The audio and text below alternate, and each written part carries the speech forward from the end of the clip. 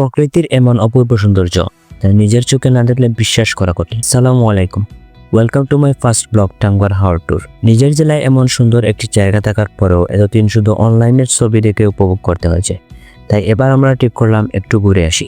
আমরা একটি ট্যুর গ্রুপের সঙ্গে যোগ দিয়ে প্যাকেজের যাত্রা শুরু করি।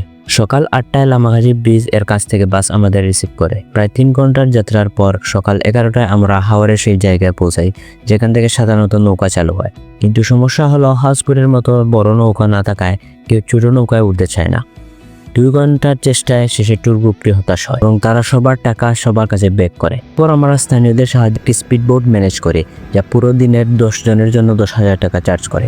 আর সেই স্পিড বোটে ওঠার সঙ্গে সঙ্গে হাওরের সৌন্দর্য উপভোগ করতে করতে সমস্ত কষ্ট মুহূর্তেই ভুলে যাওয়া যায়। হাওরের সৌন্দর্য উপভোগ করতে করতে আমরা ওয়াচ টাওয়ারের সামনে যাই। সেখানে আমরা কিছুক্ষণ সাঁতার কাটি এবং ওয়াচ টাওয়ারটি ঘুরে দেখি। তারপর বিকালের দিকে নীলাদ্রি লেকের পাশে যাই। বিকালের আলোতে হাওরের সৌন্দর্য, পাশে মেঘালয়া পাহাড়, এটি এমন এক দৃশ্য যা নিজে চোখে না দেখলে বিশ্বাস করা যায় না। লাঞ্চ অবশ্য আগে থেকে ঠিক না করায় আমাদের কিছুটা কষ্ট করতে হয়েছিল।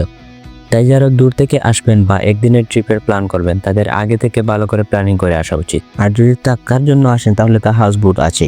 শিমুল বাগানের সৌন্দর্য দেখা আমাদের সময়ের কারণে সম্ভব হয়নি, তবে হাওরের অপূর্ব সৌন্দর্য উপভোগ করতে করতে সন্ধ্যার দিকে আমরা ঘাটে এসে পৌঁছাই।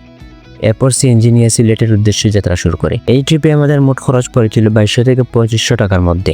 আর যদি আগে থেকে ভালোভাবে প্ল্যান করা হয় হয়তো খরচ কিছুটা কমবে। Till the next journey, keep smiling.